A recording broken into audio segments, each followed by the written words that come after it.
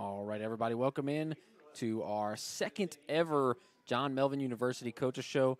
I'm Evan Geiger, and my first guest is volleyball player Jamia Francois. Yes. Thank you for coming on. Thank you. So we just tell the people a little bit about yourself, personality and all that good stuff. So I was born and raised in Morgan City, Louisiana. I'm 21, and a fun fact about me is I've been to 4 colleges so far. Awesome. Yes. That's well-traveled. Yes. So what volleyball experience did you have before coming to John Melvin University? So I played all throughout junior high and high school, and I played 1 year at LCU, and I took 2 years off, and now I'm back here at JMU. So you played at LCU? Yes. for Little 1 year. little revenge game the Yeah, other day. It was. We got the victory. Definitely. Yes. That's awesome. So what led to your decision to attend JMU to play volleyball? So around maybe last year in October-ish, I was attending UL, and I was the president of the volleyball club at UL, and we were practicing at Cajun Elite. So I would see Coach Ben a lot, and I remember him mentioning that he was going to be the head coach at JMU, and I told him that I was interested, and ever since then, we just kept in touch, and now I'm here. That's awesome. That's a good story. So the last time I interviewed you, we talked a little bit about, things you like to do, and you said that you're a really good cook. Yeah. So I have to ask you, as somebody who spent a lot of time in Morgan City, spent a lot of time in Crowley, who has the better Cajun food? Morgan City only because my grandma is from Morgan City, and she made the best food, so I have to say Morgan City. Good answer. So back to volleyball. Out of all the moments this year, I feel like I know where you're going to go with this one, but what has been your favorite moment? Beating LCU. Yeah, I knew that's where you were going to go. That was really a great thing to be a part of, to broadcast that. That was our first ever home game, and LCU, they brought like 25 girls, and we have 8, and then y'all beat them. Y'all won the first 2 sets, and then they kind of gained a little momentum in the 3rd and 4th set, and then just blew the doors off them in the 5th set. I think it was 15-4. Yes. I mean, that was crazy. Yeah. That's a great memory. I'm with you on that one. That's my favorite too. What do you like about Coach Ben? How caring he is. He really cares for us, and I really admire that. That's a good answer. A very wholesome answer. I was thinking maybe you were going to go something funny, but I think maybe Paylin will do that for us. So what do you feel like is something that you do really well on the court? I would say being a leader. I've heard that from others as well, so being a leader. What do you do to be a leader? Is it the communication? Is it you tell me. More so on the communication side. If we're having a bad play in the game, I just try to uplift my other teammates. You're a big talker on the court? Yeah, I am. Try. That's good to have. So we talked about something that you feel like you're really good at. What is something that you think you should improve upon to be the best player you can be? So being out of volleyball for 2 years, I just was very out of shape. So I'm not as quick as I used to be. So I'm just trying to improve on being quicker, so I can be the best player that I can be. It's very important as an athlete or just a person in general to know where you need to improve upon as a first step. So I think I put that one on there twice. Sorry. Walk us through a day in the life of a college volleyball player at JMU. So for me, since I work, it may be a little different, but usually we have practice from 9 to 11, and then right after practice we do study hall. And usually I would go to the gym, but I've been slacking. So after study hall, I would just go to work from 1-ish to 5:30, and then repeat it the next day again. Yeah. But last week we had a football player on, and with all the athletes that I've talked to, it's amazing to me. You got the athletics, the practices, the games. You have the extracurricular activities, like we have Motivational Monday and church, and then you have volunteer sessions and all these different things you're doing on top of school and work. It's just crazy to me. As someone who keeps pretty busy, I'm always impressed by the athletes and how much they do. I mean, more power to y'all. Thank you. So, last question for you. Is there anyone that you would like to thank for helping you get to where you are? My grandmother. My deceased grandmother. She's deceased as of February. I'm sorry to hear that. It's okay. She helped you out a lot? Yes, she did. I wouldn't be here without her. Well, I'm sorry to hear that, but we all have to go through things to get to where we are. And you're here now, and you're a big part of this program, and we're glad to have you here. Thank you. Thank you so much for coming on. Thank you. All right, so that was Jamia Francois. We're going to take a quick commercial break, and we'll be right back.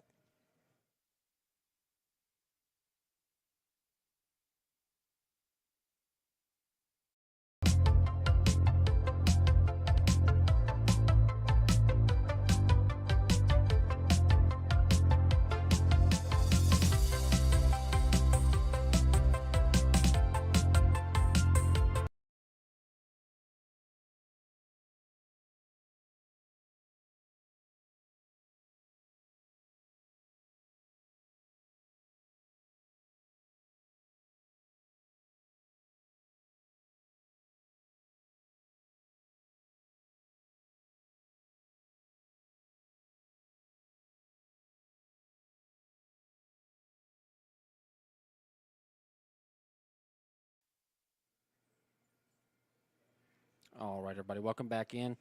Evan Geiger here. I am with volleyball player Palin Scholander. And just tell us a little bit about yourself to start. So my name's Palin. I'm from a small town called LaPorte, Texas, and it's not that small, but it's pretty small. Everyone knows everyone. I'm 18. I'm the only freshman on the team, which is I get bullied for sometimes. Not actually bullied, but like the card gets pulled a lot. And this is my first ever like college experience. Yeah, that's awesome. And I just really think it's funny for you to say LaPorte's a small town. It is small-ish. I mean, like, compared to Leak City and Pasadena. Yeah. I lived in Leak City right before I moved here and spent a lot of time at Lee and everything. And I just think it's funny because Houston has more people in the Houston area than the whole state of Louisiana combined. I think it's twice as many people. So you say small town is just funny to me because this is a small town, in my opinion. Only, I think, 10,000 people here in Crowley. So anyway, what volleyball experience did you have in high school and club and all that stuff before coming to JMU? So it was very different than this. Like obviously we didn't live with each other, but we also didn't spend like even a quarter of the amount of time that I spend with these girls, which is crazy because in high school and sometimes even on my club team there would be drama, and then coming here and coming to a team where all these girls really do love each other and we get along and it shows on the court like how much we care. Like it's just crazy, and that's like the biggest difference here compared to college and junior high. Yeah. I mean, y'all do spend a lot of time together, so it is impressive, and I'm sure it has its ups and downs. But it does look on the court like like I mentioned the LCU game, they had so many more players, and they had girls who were taller and all this stuff, but y'all just looked like y'all gave it your all. Yes. So, what led to your decision to come to John Melvin University to play volleyball? So I had actually, like 2 days before Coach Ben had reached out to me, I went and I visited a college that I was ready to like 100% go to. And their coach had actually, just some stuff wasn't being communicated very well. And then Coach Ben reached out and he was very straightforward about everything. And then he was like, why don't you come out on a visit here and then we can like see where it goes from there. And I was like, okay. And then I came and we went down. They don't call it Main Street here, but I always call it Main Street. But I went down it and I like looked at my dad. I was like, Dad, this looks like Main Street at home. Like, yeah, this is the place. And that I'm so serious. That is what made me commit here. Like, it was Main Street. Yeah, the first time we came over here, because I moved from Leak City, my fiance saw downtown and was like, this is awesome. She just wanted to go to every single shop. So I understand where you're coming from on that. So we talked about LaPorte a little bit, but coming from LaPorte, which is a suburb in Houston, for those who don't know, what do you think about Crowley? How do they kind of compare in your mind?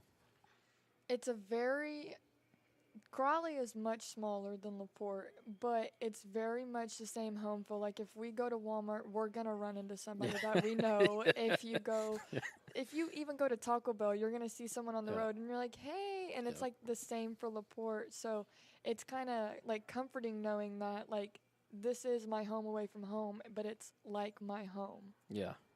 So whenever I went to the game at Lee, and I don't know if this is going to be your favorite moment of the season or not. You can tell me if it is. But that kind of seemed like a home game for you because you had a lot of people there supporting you, cheering your name and everything. So is that your favorite moment of the season, or do you have a different one? Oh, I don't know. I like the Lee College game just because I got to see everybody, but I don't know. Some of the bus rides, those are funny. Like, listening to them, like, when Jazz is doing everyone's hair, and then we hit a bump, and she's like, "Oops, sorry."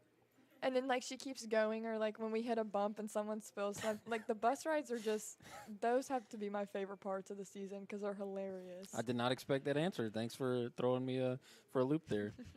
So what do you like about Coach Ben? Coach Ben. I'm just kidding. One thing I like about Coach Ben is that, like, he's always, like, right there. Like, you don't even have to say anything to him, and he's like, it's okay. Like, I'm here. I got you. Like, I'm going to be right there with you, like, the whole time. Like, you don't even have to say a word. And just, like, knowing that you have somebody there, like, especially not being, like, from around here is really comforting, and that's one of my favorite things about him.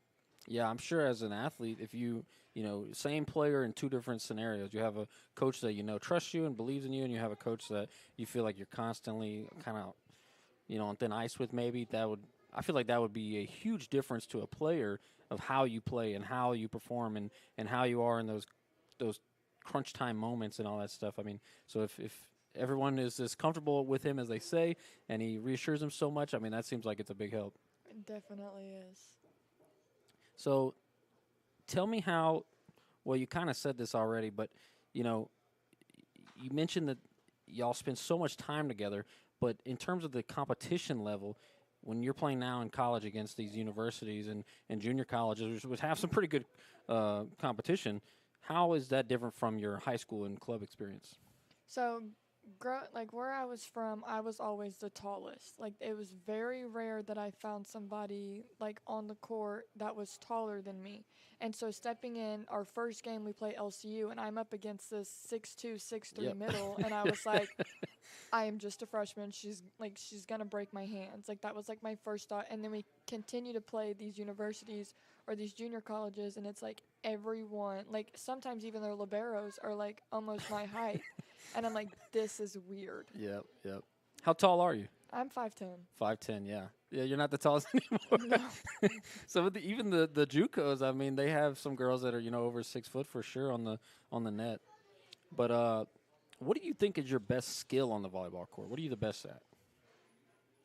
I don't know. Because, like, on the court, I, like, lock in. Like, I'm always there. But one thing I try and do is, like, communicate with my back row. Like, because I know they can't always see over me. So, like, I always talk to them, like, hey, it's coming. Or, like, I move. So. Communication is good. I think that's kind of what Jamia said as well. And, of course, communicate. I think in volleyball especially, you have 6 players and, if you didn't communicate, it would be a disaster. Y'all run into each other, and every ball would get dropped. You got to call it, all that stuff. So I think it's underrated, the communication aspect. But what do you think you need to improve upon to become the best volleyball player that you can be? Definitely, like, my diving skills, because for one, it's beating my legs up right now. And for two, like, my most comforting position is, like, on the outside, but as an outside, you have to be able to pull back when needed and serve receive when it's time.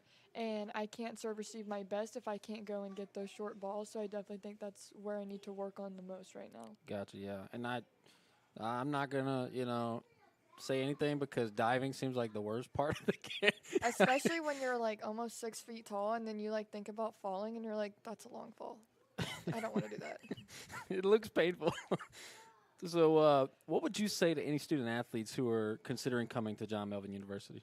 I would definitely say, like, if you're looking for, like, a family away from your family, then this is the place for you, because it doesn't matter what adult, coach, student, like, whoever you speak to, even if it's not even, like, somebody in the John Melvin University program, like, you're going to find somebody here that you can trust, and this whole city, really, where JMU is located, is just a huge family. And I think that's really good for JMU and pulling in people, especially athletes, because that's something that athletes struggle with, is finding people they can trust. Yeah, I mean, you have so many athletes move across the country, states away.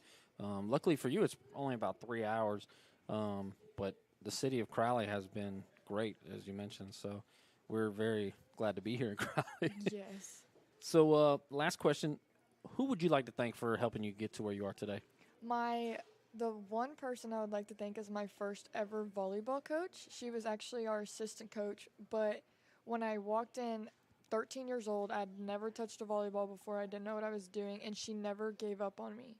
No matter how many times I made mistakes, no matter what I did, she was always right there. And she actually, still to this day, is still like at every step of the way I take. She was at the Lee College game. Wow. I had no idea she was coming. She like every year she would be at a high school game. She would come to my 8th grade game. She was always there, and I definitely would not be here today if it wasn't for her. That's awesome. And everybody I talk to, athletes, coaches, they've all had that influential coach in their life, like that coach or Coach Ben. And I think that really makes the difference and helps you get out there and play your best. Yes, sir. Well, thank you for coming on. Of I had course. a good time. Thank you for having me. So give us 1 minute, and we're going to have Coach Ben Cazzetta come on.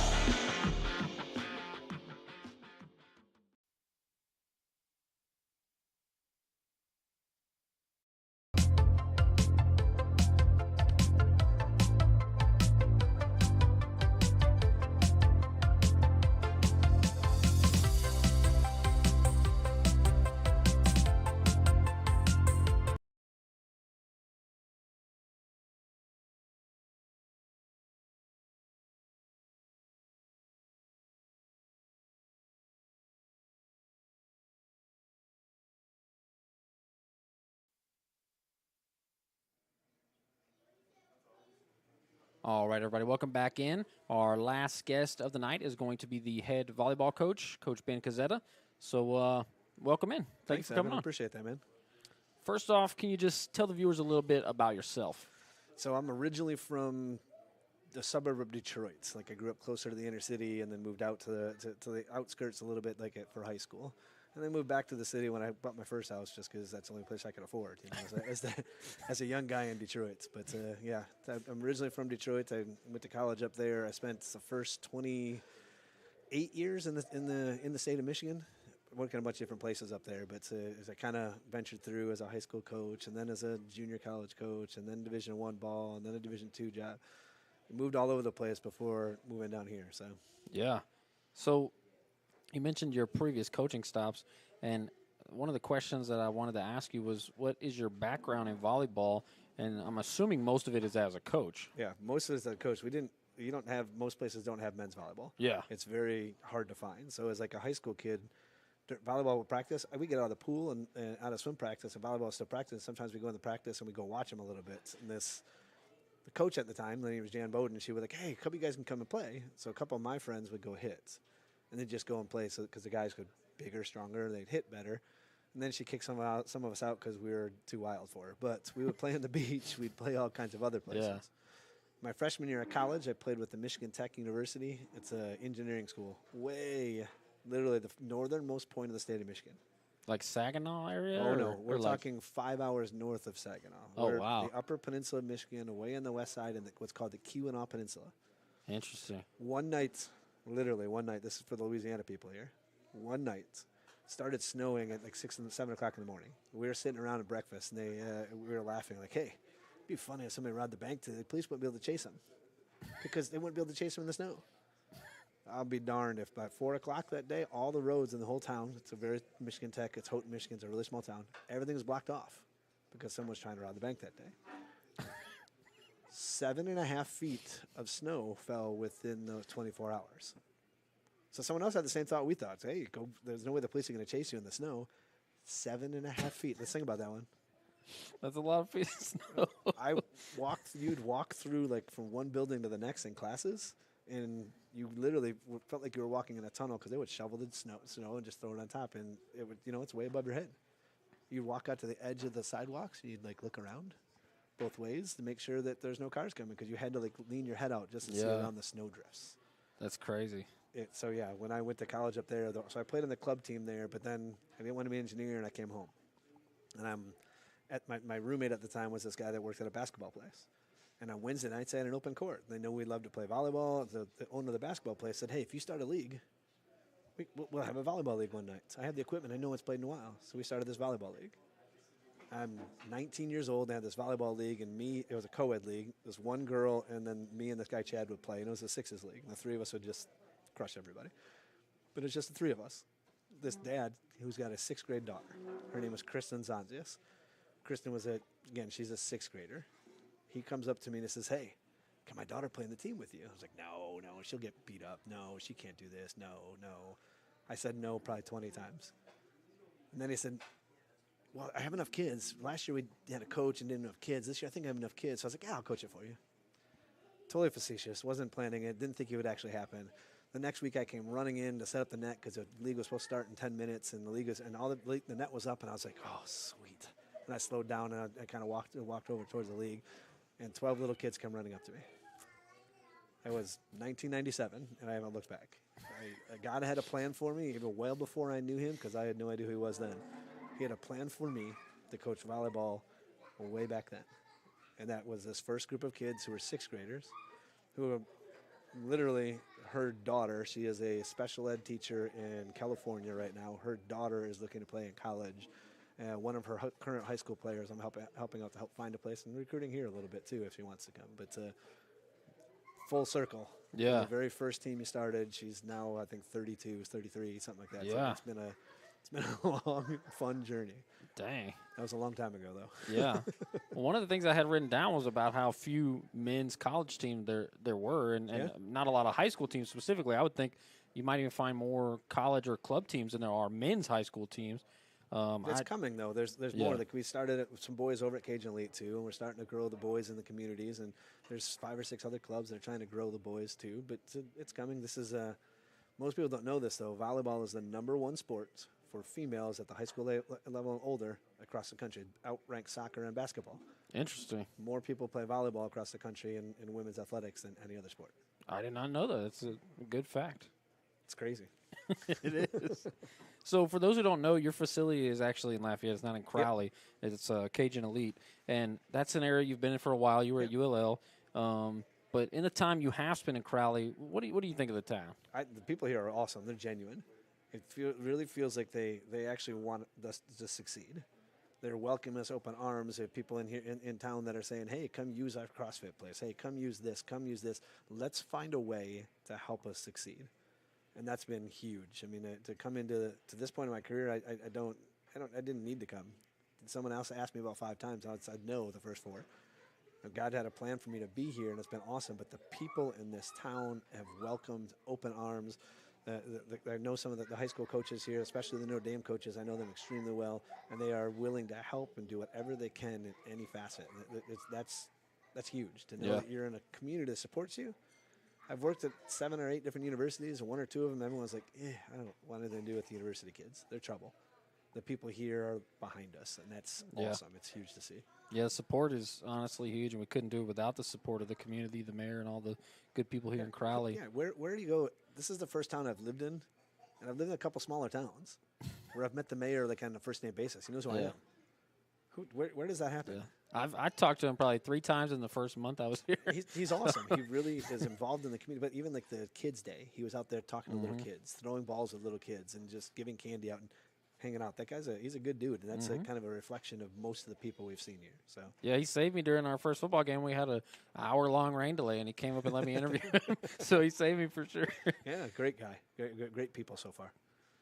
So I know you just talked about the people in the community as a big reason why you like it here, but what have you most enjoyed about coaching at John Melvin University? Me and Coach Lee were talking about this a couple of times. There are times in certain places in my career where I coached for myself, and I talked about myself, and it was about the team, or I could make the team first, but it was about volleyball as the defining thing. That's who I was as a volleyball coach. That's what I was supposed to do. Yeah, that's what we're here for, but that's not what we're here for. We're here to grow in 3 places: education and in our sport. But most importantly, the underlying thing for me is that we're encouraging it, and we're learning to grow in our faith as well. I can put here at the university where I couldn't everywhere. I still did because it's defining who I am. But I can put my faith as a first thing as I talk to, even talking to a recruit, talking to people in our area. I can put Christ first. I can put Christ first in absolutely everything I do, and I know I'm doing this for Christ. To me, that's been a huge blessing. We have a founder of a school that's on it, his parents, and everybody that's been around it that know that that's what we're about. Yeah. And teaching our athletes, all of them, not just the 8 volleyball players, but sitting down and talking with our baseball team, or talking with some of the football guys, or anyone in that realm knows that that's what we're about. Having a coaching staff and people that we can do that with has been huge. Yeah, for sure. So you talked about the best thing. Now tell me the biggest challenge you've faced in building a program from scratch. It's tough. Building anything from scratch is tough. Anyone's worked on a car and tried to build something. I'm building my own house too right now. I mean, it's building anything from scratch because you don't have anything to start. So you have to have a vision. And then you have this vision in front of you, and you want that to happen, and there's obstacles of other things coming in front of you, mostly monetary, but not completely. But not knowing what you're coming. I'm selling, and these kids have been awesome. They have bought into something that is completely different. They have bought into something that's not here. And they've looked at this, and we have a dream that this is what we want it to be. Yeah. And if this is what we want it to be, believing in me to be able to get there is the biggest challenge. And the accreditation's been awesome. That stuff is coming. The university, like the people as the tutors and everything else have been awesome and great. And there's always challenges and bumps in the road. Yeah. But just as you're struggling with your everyday life, if you're trying to figure out who you are, we're trying to identify who we are and selling people to be able to come to something that doesn't exist yet. Yeah. You mentioned the win with the girls. That'll help us because now we look legit. Now that we've beaten a couple of programs, they can be like, okay, they actually exist. Yeah. So the biggest challenge for me is just not knowing who we are yet, or that we actually exist. So yeah, I mean, we have a few wins this season. Yeah. And I wasn't at every single game. I've been to probably 3 or so. But the LCU win, I mean, they're no slouches. No, I mean, they got some athletes on that team. So but we scrimmaged them early, and they cleaned our clock. That's the nicest way of putting it. So, I mean, it was 25-8, 25-10, 25-14. Now we got better every game, but they cleaned our clock early. And Brittany's a great coach. She's been around for a while. She knows what she's doing. She's got an established program. They've finished with winning seasons. It's not like it was beating somebody who doesn't exist or something else that's on our same level. That was an actual program, and they played hard. I give my hats off to them. We pushed them. They pushed our envelopes. All respect to them. They pushed us hard, but it was cool. Having our baseball guys there and having the fans there was huge. And at points where we were unsure, you could turn and look, and one of the guys was doing the worm on the sideline, and they're dancing and doing all that. So it was just great to see the inner squad, like having the baseball guys and some of the football guys there supporting and yelling for them was just a cool thing to see. So yeah, that was the first ever home game. Yep. And we kind of didn't know what to expect, how many people were going to be there, if people were going to be able to find the place, all this stuff. And we had a good turnout. I think all the seats were full, and we won, of course, and against a good program. And I mean, they had some athletes. Absolutely. I mean, for sure. So my next question to you was, what has been your favorite moment of the season? Is that your favorite moment, or you have something else? I could probably name a favorite moment of each kid. To be honest, there's been moments coming along as people have decided to grow in the great relation of Christ is huge for me. As someone has been able to sit down with me after church and say, "Hey, what did that mean?" Some of those are just as I almost get teared up to think about it. Some of that is just as powerful as become. The LCU win was awesome. Getting our first win. And Texas College, that was just as exciting. Yeah. It's the first time we actually went out and beat them pretty good, too. But go out and win there or driving all the way to Mississippi with our awesome bus driver. Man, that guy's hilarious. I'm not going to lie. We're in Mississippi. We're sitting there at Northwest Mississippi Community College. And I turn and look, and there he is, jumping up and down and I had to list him on the coach as assistant coach. So I'm like, yes. Even having Coach Amber went with us to Berlin, and having her sit on the bench with us at Berlin and she cheering, having a great time, just having fun. I could, again, I pick favorite moments. The win was cool. Don't get me wrong. It was awesome to see them play with the passion that they played with. But I can point to 5 or 6 of these things where people are buying into a program and actually believing in something and figuring out what it means to be a Miller. Some of that has been the cooler, just as much as the cooler parts, is figuring out who we are in Christ and who we are as Millers. Yeah. So, in your mind, I'm sure before the season you kind of had an idea, a vision, or an expectation of how the season was going to go. Looking back on that, where do you think you are compared to where you thought you would be? So, we talk about this a bunch. In May, I had 16 kids that were coming. And then it twisted, and then it changed, and then this kid decided not to come, and this one decided. We had a girl from California that her parents wouldn't let her come. I mean, sweetest kid out there. So we had this idea. This is going to be our 16 players. This is what we're going to do. We're going to compete in every game. I say compete because I didn't expect to win a game. I can't. It's an unknown. Yeah. The one standard that I've put myself on, and I don't care what step it has been, even as a high school coach, as a junior college coach, in every stop that I've ever been, I've always had the opponents or the other people that I've competed against. God, coach, your kids laid it all on the line. The reason why we beat LCU the other day, and that's again, nothing else. We laid it on the line. Yeah. We were flying around. People, when one person couldn't practice the next 2 days because she dove over her shoulder, or the same shoulder like 5 times. Mm-hmm. We put everything we could on the court. So if I'm looking at gauging where we are, the biggest thing that I can ask from a program, from a group of young ladies, any program, is that we are bought in. We've had our bumps. We've gotten in fights with each other. They don't understand me, and they look at me like I'm a crazy person when I tell them, hey, we should be doing this. They think I'm nuts. But most importantly, we're farther along than I thought we would be because I've got a group of kids that are bought in. Yeah. I can't call them kids, young ladies. I've got a group of young ladies that truthfully are learning what it means to love each other and are bought in and putting everything they can into a program. And we're creating a culture first, and that is the most important thing to me, and I love the fact that we're doing it. Mm-hmm. I understand. I mean, that's bigger than volleyball. It is. It is way bigger. So y'all have played a wide range of opponents, and some of the teams have had more players on the roster, taller players, higher. I don't know if they do the stars like they do in football, but they've got some higher regarded athletes and stuff. So how do you coach your girls to play against a team that has 6'2" across the net and all of these elite girls, and they brought 30 girls to the game? How do you coach against that? Even the couple of places teams we played at Berlin, and we won a couple there. It was fun, but it's about learning what you can do to leverage your strengths in somebody else, and not trying to be somebody else. Right now, we're not that team. If we become that team down the road, okay. But I wasn't that player either. I'm 5'10", and the average volleyball player on the male side is 6'10", and that's not 6'10", but 6'6". The biggest guy I've played against for years, it was 6'10", and we'd go up there and beat balls at each other. I was in an up angle, and I would aim for his fingertips, and sometimes win, and sometimes he'd block me. But we would go back and forth at that point. So learning what your strengths are and go. We play a ferocious defense. We fly around. Both Danya and Jasmine playing a middle back literally fly all over the place and just go crazy after balls. We've made some plays that you don't really always expect just because we're going all hard. So learning what our strengths are to be able to play against someone bigger than us is huge. Learn how to leverage yourself. Learn how to – you're right, we're not going to get up and out beat people, but we can outscore them.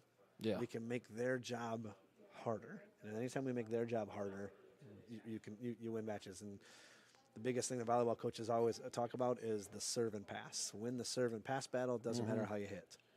Yeah. You win the serve and pass battle, and most levels of volleyball, you can win the match. So we miss a lot more serves than everyone else.